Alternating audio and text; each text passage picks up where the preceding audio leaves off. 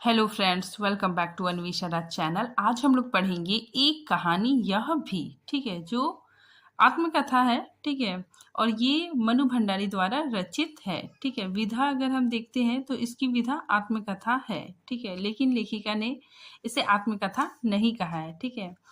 इस चीज़ को हम लोग आगे जानेंगे, ठीक है। तो सबसे पहले हम लोग देखते हैं कि मनु भंडारी का जीवन परिचय, ठीक है। तो सबसे पहले इनका जीवन परिचय देखते हैं। देखिए, मनु भंडारी का जन्म 3 अप्रैल 1931 को मध्य प्रदेश के स्थित मंदसौर के भानपुरा नामक गांव में हुआ था, ठीक है। तो इनका जन्म 3 अप्रैल 1931 को मध्य प्रदेश के भानपुरा नामक गांव में हुआ था, ठीक है। आगे देखिए, मनु भंडारी का पूरा नाम महेंद्र कुमारी है, ठीक है। मनु भंडारी के पिता, ठीक है, इनके पिता के बारे में जानते हैं। तो मनु भंडारी के पिता का नाम सुख संपत राय है। ये हिंदी के परिभाषिक शब्दकोश के निर्माता थे, ठीक है। आगे देखिए, सुख संपत राय एक सच्चे देशभक्त के साथ क्रोधी, अहमवादी और आदर्शवादी विचारों वाले व्यक्ति थे, ठीक है। तो इनके पिता देश प्रेमी के साथ क्रोधी, अहमवादी और आदर्शवादी विचारों वाले व्यक्ति थे, ठीक है। आगे देखिए, मनु भंडारी की माता का नाम अनूप कुमारी है। ये बिल्कुल शांत स्वभाव की कुशल गृहिणी थी, ठीक है। आगे देखिए, मनु भंडारी के 2 भाई और 2 बहनें थी, ठीक है। बड़ा भाई प्रसन्न कुमार तथा छोटा भाई बसंत कुमार है, ठीक है। और इनकी बड़ी बहन स्नेहलता और सुशीला थी। और मणि भंडारी अपने भाई बहनों में सबसे छोटी थी। मनु का जन्म भले भानपुरा गांव में हुआ हो, ठीक है, किंतु इनका बचपन और किशोरावस्था अजमेर में बीता, ठीक है। तो इनका जन्म तो भानपुरा गांव में हुआ था, ठीक है, लेकिन इनके पिता अजमेर आ गए थे, ठीक है। इसी वजह से इनका बचपन और किशोरावस्था अजमेर में बीता। आगे देखिए, मनु जी छोटी उम्र से ही आजादी की लड़ाई में भाग लेती रही। कॉलेज में जब ये पढ़ाई करती थी, ठीक है, उसी उम्र से मनु भंडारी जी प्रभात फेरी, ठीक है, नारों और जुलूसों में जाया करती थी, ठीक है। अब मनु भंडारी की रचनाएं देखते हैं, ठीक है। सबसे पहले कहानी संग्रह में मैं हार गई, 3 निगाहों की एक तस्वीर, यही सच है, ठीक है। काफी इंपॉर्टेंट है, जो हाईलाइट किया गया है, ठीक है, क्योंकि पूछा जा सकता है। फिर आगे देखिए, एक प्लेट सैलाब, ठीक है, त्रिशंकु, प्रतिनिधि कहानियां, ठीक है। तो ये इनकी प्रमुख कहानी संग्रह है।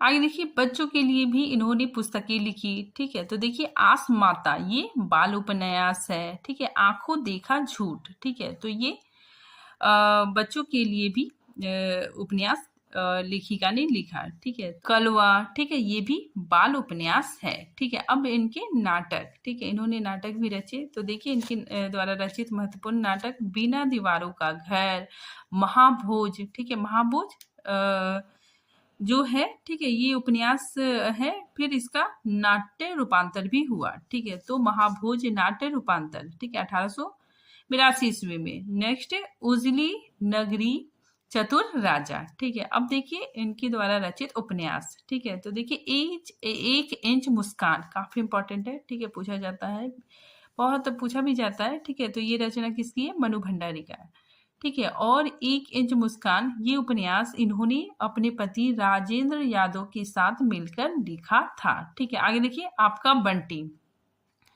इनके द्वारा रचित उपन्यास है, ठीक है। महाभोज, स्वामी, ठीक है। आगे देखिए, आत्मकथा, जो आत्मकथा है एक कहानी यह भी 2007 ईस्वी में रचित है, ठीक है। फिर आगे देखिए, पौड़ शिक्षा के लिए सावा शेर गेहूं, ठीक है, जो प्रेमचंद्र जी की रचना है, ठीक है। तो प्रेमचंद्र की कहानी का इन्होंने रूपांतर किया, ठीक है, 1993 ईस्वी में। आगे देखिए, मनु भंडारी को व्यास सम्मान, शिखर सम्मान, हिंदी अकादमी दिल्ली, शब्द साधन, शिखर, सम्मान आदि से भी सम्मानित किया गया। अब देखिए सबसे पहले हम लोग भूमिका, ठीक है, भूमिका देखेंगे। ठीक है, भूमिका खुद मनु भंडारी ने लिखा है। ठीक है, तो एक कहानी यह भी, ठीक है, इसका भूमिका देखेंगे। ठीक है, क्योंकि एग्जाम में भूमिका से प्रश्न काफी आते हैं। ठीक है, मतलब 2-3 प्रश्न भूमिका से ही रहता है। ठीक है, तो चलिए हम लोग भूमिका पढ़ते हैं। देखिए, आज तक मैं दूसरों की जिंदगी पर आधारित कहानियां ही रचती आई थी, पर इस बार मैंने अपनी कहानी लिखने की जुर्रत की है तो यह जुर्रत थी क्योंकि हर कथाकार अपनी रचनाओं में भी दूसरों के बहाने से कहीं ना कहीं अपनी जिंदगी के, अपने अनुभव के टुकड़े ही तो बिखेरता रहता है। ठीक है, तो ऐसा लेखिका कहती है। आगे देखिए, कहीं उसके विचार और विश्वास गूंथे हुए हैं तो कहीं उसके उल्लास और अवसाद के क्षण, कहीं उनके सपने और उनकी आकांक्षाएं अंकित है तो कहीं धिक्कार और पड़ताना के उद्गार। आगे लेखिका कहती है, इतना सब जानने महसूसने के बाद अगर मैंने इसे लिखा तो केवल इसलिए कि दूसरों की कहानियां रचते समय मुझे अपनी कल्पना की उड़ान के लिए पूरी छूट रहती थी। ठीक है, जिसके चलते मैं उनकी जिंदगी से जुड़ी घटनाओं को जितना चाहती काटती, छाटती, बदलती, बढ़ाती रहती थी, क्योंकि उस समय मेरा लक्ष्य ना सामने वाला व्यक्ति रहता था और ना उसकी जिंदगी की किसी घटना या अनुभव को उकेरना। ठीक है, आगे देखिए, लेखिका लिखती है, वह सब तो मेरे लिए निर्मित मात्र रहता था। ठीक है, काफी इंपॉर्टेंट है। ठीक है, जो जो हाईलाइट किया गया है काफी इंपॉर्टेंट है, पूछा जा सकता है। ठीक है, आगे देखिए, जिसे माध्यम बनाकर मैंने हमेशा उसके अनुभव को सीमित दायरे से निकालकर किसी व्यापक संदर्भ के साथ जोड़ने की कोशिश करती थी, ताकि उसके अनुभव के साथ अनेक दूसरे भी तादात्म्य स्थापित कर सके, यानी वह सबका अनुभव बन सके। पर अपनी कहानी लिखते समय, ठीक है, लेखिका कहती है कि पर अपनी कहानी लिखते समय सबसे पहले तो मुझे अपनी कल्पनाओं के पर ही कातर कर एक और सरका देने पड़े। ठीक है, तो लेखिका बोलती है कि जब मैं अपनी कहानी लिख रही हूँ, ठीक है, तो जो कल्पना है, ठीक है, उसको मुझे साइड रखना पड़ा। ठीक है, क्योंकि यहाँ तो निर्मित भी मैं ही थी और लक्ष्य भी मैं ही। ठीक है, यहाँ ना किसी के साथ तादात्म्य स्थापित करने की अपेक्षा थी, ना संभावना। ठीक है, आगे देखिए, ये लाइन काफी इंपॉर्टेंट है, पूछा जा सकता है। देखिए, यह शुद्ध मेरी ही कहानी है और इसे मेरा ही रहना था, इसीलिए ना कुछ बदलने बढ़ाने की आवश्यकता थी, ना काटने छाटने की। ठीक है, तो ये लाइन दे के पूछा जाएगा कि ये कहाँ से है, तो एक कहानी यह भी। ठीक है, आगे देखिए, ये लाइन भी काफी इंपॉर्टेंट है। देखिए, यहाँ मुझे केवल उन्हीं स्थितियों का ब्यौरा प्रस्तुत करना था, वो भी जस का तस। ठीक है, जिससे मैं गुजरी। दूसरे शब्दों में कहूँ तो जो कुछ मैंने देखा, जाना, अनुभव किया, शब्दास उसी का लेखा जोखा है यह कहानी। ठीक है, तो ये काफी इंपॉर्टेंट है कि वो भी जस का तस। ठीक है, यहाँ से लेकर यह कहानी। ठीक है, तो ये लाइन काफी इंपॉर्टेंट है। ठीक है, आप लोग देख लीजिएगा। जहाँ मेरे लेखन के क्रमिक विकास, उससे जुड़ी घटनाओं, ठीक है, मुझे सहेजते, संवारते, जोड़ते तोड़ते संपर्कों, संबंधों पर ही केंद्रित रहता इसकी सीमा है। ठीक है, वही इसकी अनिवार्यता भी।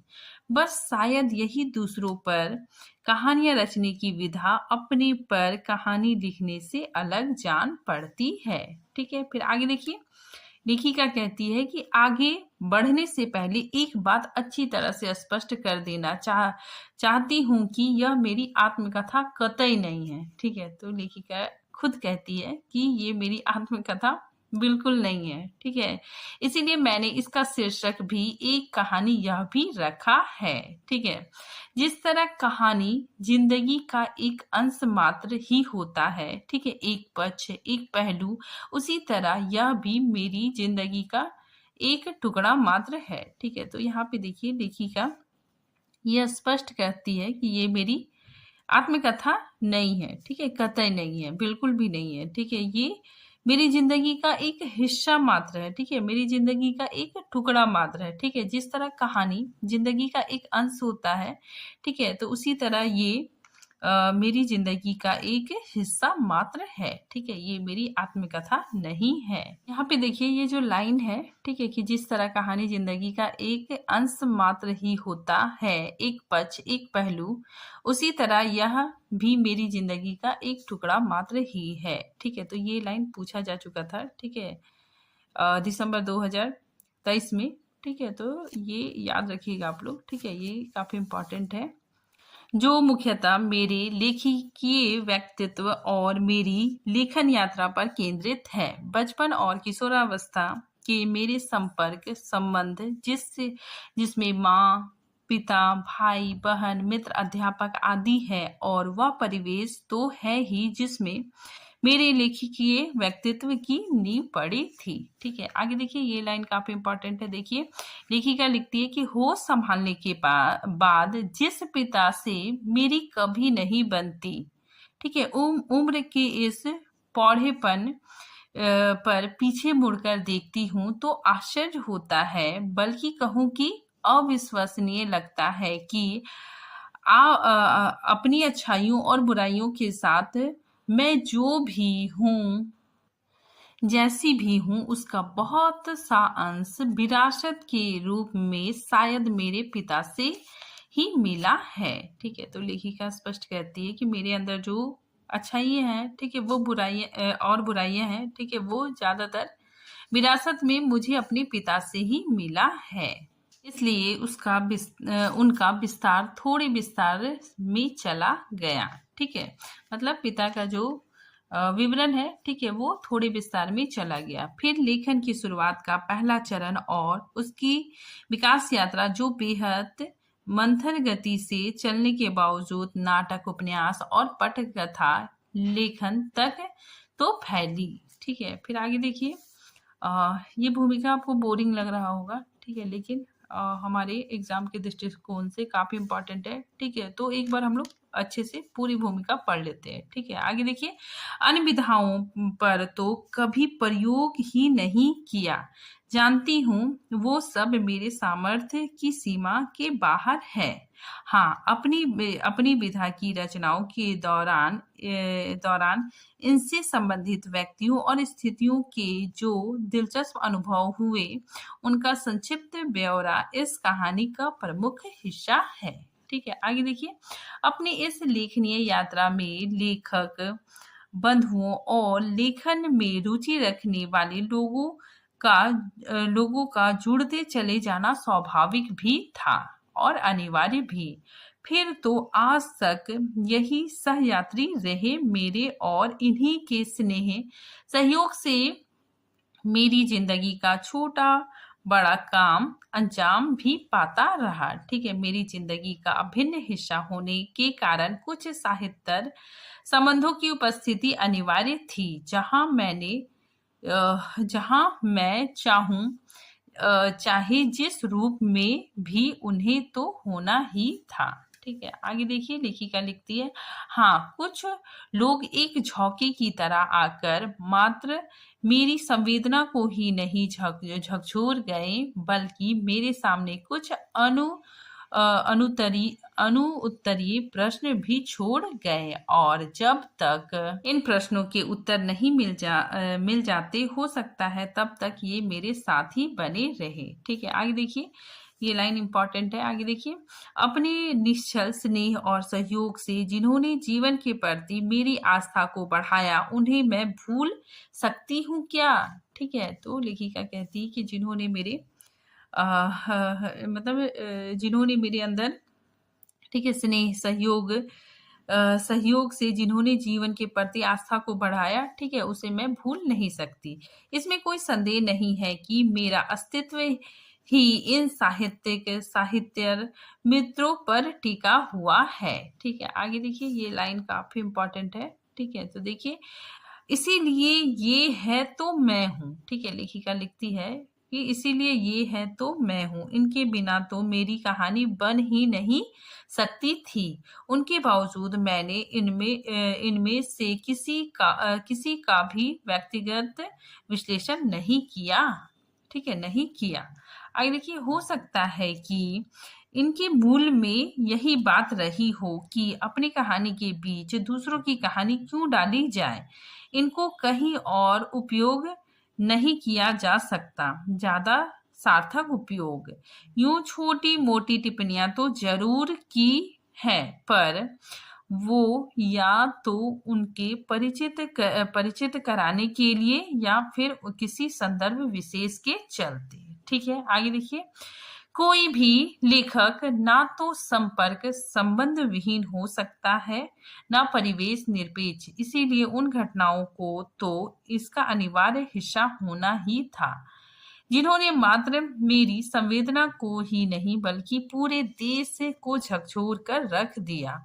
उससे जुड़े व छोटे बड़े प्रसंग जिन्होंने कभी मुझे आघात किया, कभी बेहद क्षुब्ध, तो कभी मुझे नासमझ के क्रम भ्रम में किए। आगे देखिए, यूं भी एक लेखक की यात्रा होती ही क्या है, बस उसकी दृष्टि परिवार के छोटे से दायरे से निकलकर धीरे धीरे अपने आसपास के परिवेश को समेटते हुए समाज और देश तक फैलती चलती है। ठीक है, आगे देखिए, इस प्रक्रिया के दौरान होने वाले अनुभव उससे केवल समृद्ध ही नहीं करते, उनकी दृष्टि को साफ और संवेदना को प्रखर भी करते हैं। हाँ, अब यह लेखन की अपनी सामर्थ्य पर निर्भर करता है कि किस हद तक वह इन अनुभवों का रचनात्मक उपयोग कर सकता है। ठीक है, आगे देखिए, लेखिका लिखती है, यह भी कैसी विचित्र विडंबना है कि दूसरों की कहानियां रचते समय मुझे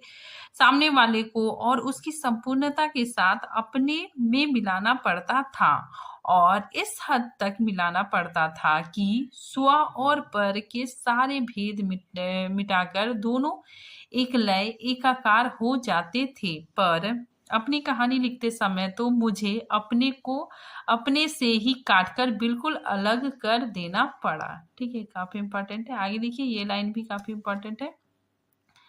लेखिका लिखती है, यह निहायत जरूरी था और इस विधा की अनिवार्य शर्त तटस्थता की मांग भी की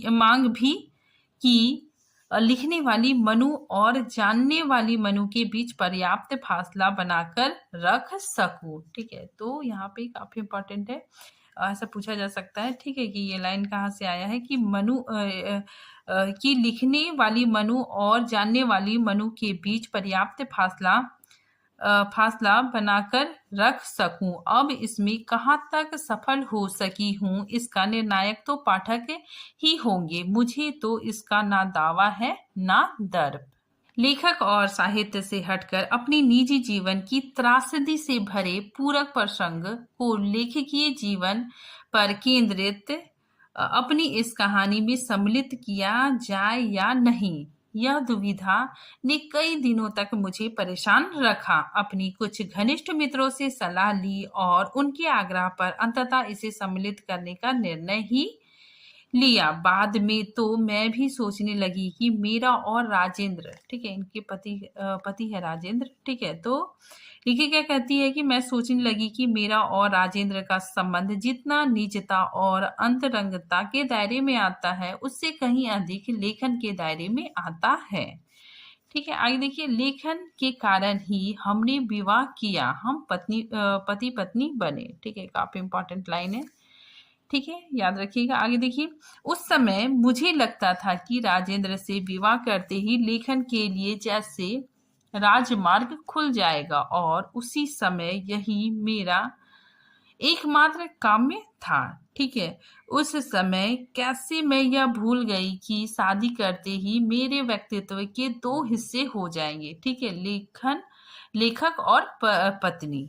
ठीक है, तो यहाँ पे देखिए लेखिका जब राजेंद्र यादव से शादी करती है, ठीक है, विवाह करती है, ठीक है, तो वो सोचती है कि ये विवाह मतलब काफी मेरे लिए अच्छा सिद्ध होगा, ठीक है, क्योंकि राजेंद्र यादव भी लेखक मतलब उस टाइम थे, ठीक है, और मुझे भी लेखिका बनना है, ठीक है, तो इस वजह से शादी करने के बाद, ठीक है, मेरी जो रचनाएं हैं वो बहुत आसानी से प्रकाशित हो जाएंगी, ठीक है, तो इसी चीज को लेखिका ने कहा है कि राजेंद्र से विवाह करते ही लेखन के लिए जैसे राजमार्ग खुल जाएगा, ठीक है। आगे देखिए, इसमें कोई संदेह नहीं है कि मेरे लेखिकीय व्यक्तित्व को राजेंद्र ने जरूर प्रेरित और प्रोत्साहित किया। इसके साथ मिलने वाला साहित्यिक वातावरण, होने वाली गप गोष्ठियां मेरे लिए बड़े प्रेरणा स्रोत भी रहे, लेकिन मेरे व्यक्तित्व का पत्नी रूप इस पर राजेंद्र निरंतर जो और प्रहार करते रहे, उसका परिणाम तो मेरे लेखन ने ही भोगा। ठीक है, काफी इंपॉर्टेंट है ये लाइन, ठीक है, कि इस पर राजेंद्र निरंतर जो और प्रहार करते रहे, उसका परिणाम तो मेरे लेखन ने ही भोगा। निरंतर खंडित होते आत्मविश्वास से लेखन में आए गतिरोध का जो सिलसिला शुरू हुआ, अंततः वह उसके पूर्ण विराम पर ही समाप्त हुआ। ठीक है, मतलब इनका राजेंद्र यादव से, ठीक है, मतलब तलाक हो जाता है, ठीक है, कुछ दिनों के बाद। फिर आगे देखिए, इसीलिए पूरक प्रसंग की सारी बातें लगने को मेरी निजी जीवन से संबंधित ही लगेगी, पर जुड़ी हुई तो मेरे लेखन से ही है, बल्कि मेरे लेखिए जीवन का अभिन्न हिस्सा है। हाँ, यह मैं बहुत ईमानदारी के साथ कह सकती हूँ कि, ठीक है, ये लाइन काफी इंपॉर्टेंट है, कह सकती हूँ कि मैंने ना तो इसमें वर्णित तथ्यों को तोड़ने मरोड़ने की कोशिश की है, ना अपनी किसी दुर्भावना के चलते उन्हें विकृत करने की। जो कुछ भी लिखा एक आवेगहीन तटस्थता के साथ लिखा। मन्नू भंडारी। ठीक है, तो ये हमारा भूमिका था। आप लोग भूमिका बहुत अच्छे से पढ़ लीजिएगा, ठीक है, क्योंकि भूमिका से प्रश्न आते हैं। अब हम लोग देखते हैं एक कहानी यह भी की समीक्षा। ठीक है, तो चलिए हम लोग इसकी समीक्षा देखते हैं। देखिए, मनु भंडारी रचित एक कहानी यह भी सन 2007 में एक आत्मकथा है, किंतु मन्नू भंडारी जी इसे आत्मकथा ना कहकर कहानी मानती है। ठीक है, तो बहुत सारे लोग इसको आत्मकथा कहते हैं, लेकिन मन्नू भंडारी कहती है कि ये आत्मकथा नहीं है। ठीक है, ये मतलब मेरी जिंदगी का एक हिस्सा है। ठीक है, एक भाग है। ठीक है, और मनु भंडारी इसे एक कहानी मानती है। आगे देखिए, मनु भंडारी के व्यक्तित्व पर उनके पिता सुख संपत राय का विशेष प्रभाव पड़ा था। ठीक है, तो मनु भंडारी पर उनके पिता का स्वभाव, ठीक है, उनके पिता का स्वभाव का प्रभाव उन पर पड़ा था। ठीक है, आगे देखिए, कांग्रेसी विचारधारा के श्री सुख संपत राय एक प्रतिष्ठित पत्रकार, हिंदी परिभाषिक कोश के आदि निर्माता तथा हिंदी साहित्य के जाने माने व्यक्ति थे। मनु पिता के अंग्रेजी हिंदी शब्दकोश लेखन के बारे में कहती है। ठीक है, इनके पिताजी मतलब अंग्रेजी हिंदी शब्दकोश लिख रहे थे। ठीक है, तो उनके लेखन के बारे में मनु भंडारी जी कहती है कि उन्होंने अपने अकेले के बलबूते और हौसले से अंग्रेजी हिंदी शब्दकोश, ठीक है, विषयवार के अधूरे काम को आगे बढ़ाना शुरू किया, जो अपनी तरह का पहला और अकेला शब्दकोश था। इससे इन्हें यश और प्रतिष्ठा तो बहुत मिला, लेकिन अर्थ मतलब पैसा नहीं मिला। ठीक है, तो इनके पिताजी अंग्रेजी हिंदी शब्दकोश का निर्माण किए। ठीक है, जो अपने आप में बहुत ही बड़ी बात है। ठीक है, तो इन्होंने निर्माण तो किया, ठीक है, और इनके पिता को बहुत प्रतिष्ठा यश मिला, लेकिन पैसा नहीं मिला। ठीक है, आगे देखिए, मनु भंडारी की माता अनूप कुमारी जो अनपढ़, धैर्यशालिनी, त्यागी और कुशल गृहिणी थी। ठीक है, संयुक्त मरवाड़ी परिवार में पली बढ़ी मनु भंडारी अपने दो भाई और दो बहनों के बाद सबसे छोटी थी। ठीक है, तो मनु भंडारी के 2 बड़े भाई थे, ठीक है, 2 बड़ी बहनें थी और ये सबसे छोटी थी। आगे देखिए, मनु भंडारी सन 1945 ईस्वी में अजमेर के गर्ल्स हाई स्कूल के से मैट्रिक की परीक्षा तथा सन 1947 ईस्वी में अजमेर से इंटर की परीक्षा उत्तीर्ण की।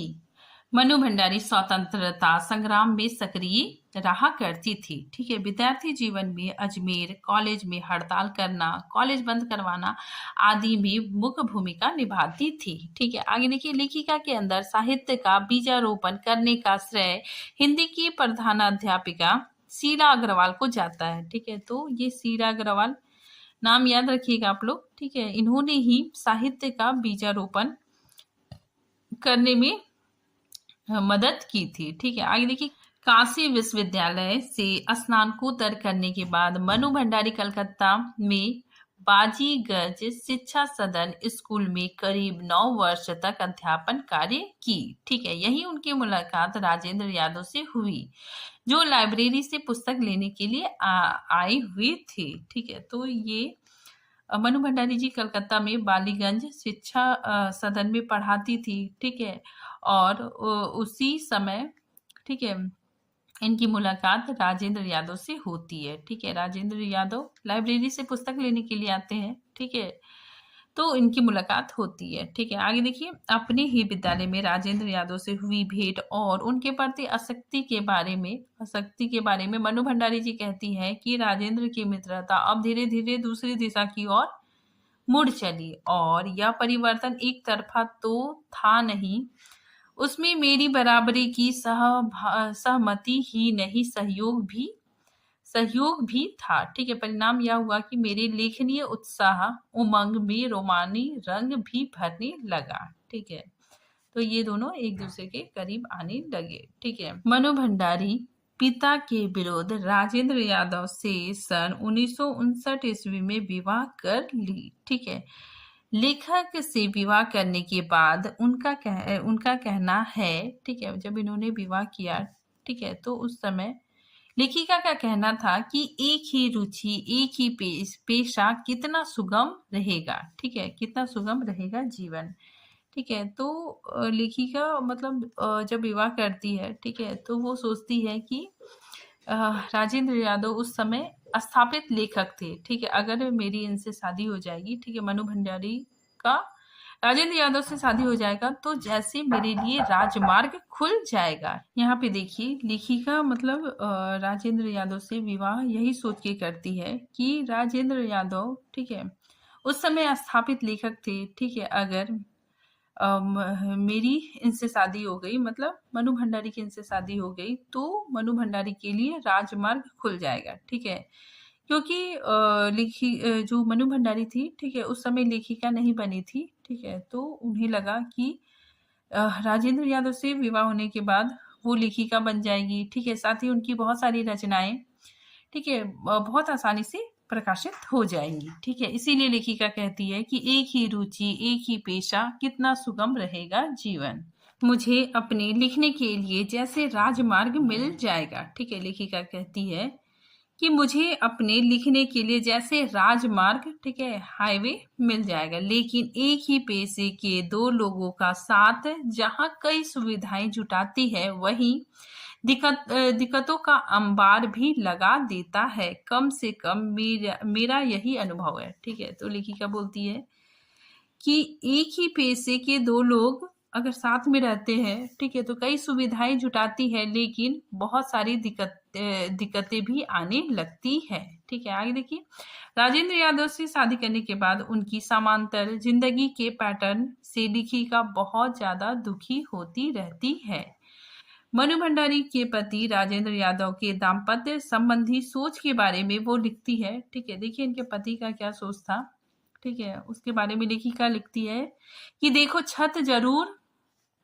छत जरूर हमारी एक होगी, लेकिन जिंदगियां अपनी अपनी होगी, बिना एक दूसरे की जिंदगी में हस्तक्षेप किए, बिल्कुल स्वतंत्र, मुक्त और अलग, ठीक है। तो राजेंद्र यादव का सोच था कि छत तो एक होगा, लेकिन जिंदगियां अपनी अपनी होगी, ठीक है, कोई भी एक दूसरे की जिंदगी में हस्तक्षेप नहीं करेगा, ठीक है। अगर राजेंद्र यादव आराम से अपना जीवन जैसा चाहे वैसा जी सकते हैं, ठीक है, उसमें लेखिका को कुछ भी बोलने का अधिकार नहीं होगा, ठीक है। तो इन सब बातों से लेखिका को बहुत ज्यादा दुख होता है, ठीक है। आगे देखिए, मनु भंडारी ने सन 1961 में एक पुत्री को जन्म दिया, ठीक है, जिसका साहित्यिक नाम, ठीक है, जिसका ओरिजिनल नाम रचना रखा गया। वैसे प्यार से उसे टिंकू कहा जाता था, ठीक है। तो इन्होंने एक बेटी को जन्म दिया, ठीक है, जिसका नाम रचना था, और सभी लोग उसे प्यार से टिंकू कहते थे, ठीक है। आगे देखिए, मनु भंडारी कहती है कि मनु भंडारी पुत्री के प्रति राजेंद्र यादव की लापरवाही के बारे में लिखती है कि बच्चे के जन्म से संबंधित व्यवस्था ये नहीं कर सके। मैं उसकी उपेक्षा भी करती थी, ठीक है, लेकिन पहले बच्चे को लेकर एक उत्साह, एक अपनत्व भरे सरोकार की अपेक्षा तो मैं करती ही थी, लेकिन बच्चे के जन्म को वो मेरा काम और सुशीला की जिम्मेदारी समझकर मात्र तटस्थ ही नहीं रहे, बल्कि इन सब से उदासीन भी रहे, ठीक है। तो यहाँ पे देखिए, लेखिका कहती है कि राजेंद्र यादव, ठीक है, जब लेखिका ने एक बच्ची को जन्म दिया, ठीक है, तो उस वक्त भी राजेंद्र यादव की जो लेखिका की जो अपेक्षा थी, ठीक है, वो मतलब वो उन सब में खरे नहीं उतरते, ठीक है। मतलब वो मतलब बच्चे को लेकर, ठीक है, उतना ज्यादा उत्साहित नहीं होते हैं, ठीक है। साथ ही अपनी जिम्मेदारियों से भी पीछे भागते हैं, ठीक है। साथ ही राजेंद्र यादव सोचते हैं कि बच्चे की देखभाल करने का काम तो उनकी माँ का है, ठीक है, जबकि ये बहुत ज्यादा गलत है।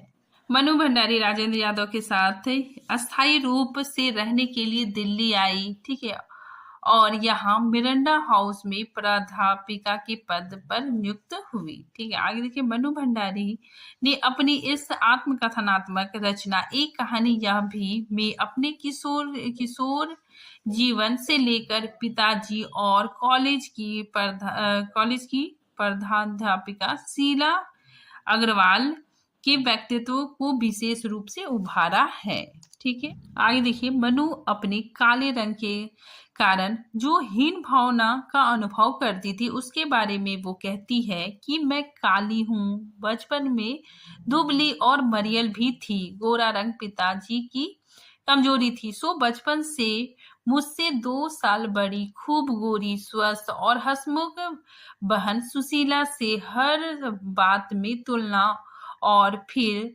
उसकी प्रशंसा ने ही क्या मेरे भीतर ऐसे गहरे हीन भाव की ग्रंथि पैदा नहीं कर दी कि नाम, सम्मान और प्रतिष्ठा पाने के बावजूद आज तक मैं उनसे उबर नहीं पाई, ठीक है। तो लेखिका जब बच्ची थी, ठीक है, उस समय वो काली थी, ठीक है। लेखिका खुद ही लिखती है कि मैं काली थी, ठीक है, दुबली पतली थी, ठीक है। इसके वजह से उनके पिताजी उनकी बहन, ठीक है, उसकी बहन सुशीला से तुलना करते थे, ठीक है। इसी वजह से लेखिका के मन में धीरे धीरे हीन भावना आ गया, ठीक है। और लेखिका अभी मतलब कहती है कि इतना ज्यादा नाम, सम्मान और प्रतिष्ठा पाने के बावजूद भी आज तक मैं उससे उबर नहीं पाई हूँ, ठीक है। तो लेखिका बताना चाहती है कि जो बच्चे हैं, ठीक है, उसमें मतलब तुलना करना गलत है, ठीक है। इससे बच्चों के अंदर हीन भावना आ जाती है, ठीक है। आगे धैर्यवान माँ के बारे में मनु जी लिखती है,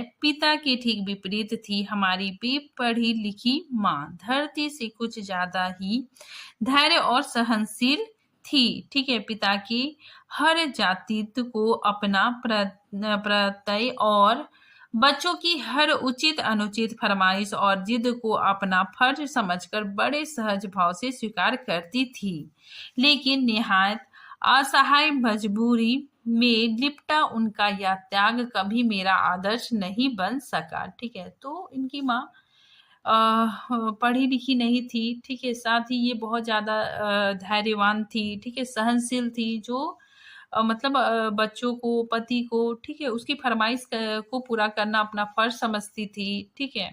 मतलब इनकी माँ मतलब हर लोगों की जरूरत को पूरा करती थी, ठीक है। साथ ही लेखिका कहती है कि उनका यह त्याग कभी भी मेरा आदर्श नहीं बन सका, ठीक है, क्योंकि इनकी माता मतलब गुलाम की जिंदगी जी रही थी, ठीक है, और मनु भंडारी स्वतंत्र विचारों की थी, ठीक है। मनु भंडारी कहती है कि मुझे मेरी माँ का व्यक्तित्व अच्छा नहीं लगा। मनु भंडारी अपनी माँ के व्यक्तित्व को पसंद नहीं करती थी। कलकत्ता जाने पर मनु जी का पुस्तक पढ़ने का क्रम टूट सा गया, ठीक है, किंतु कोमल कोठारी ने फिर से उस तार को जोड़ा, ठीक है।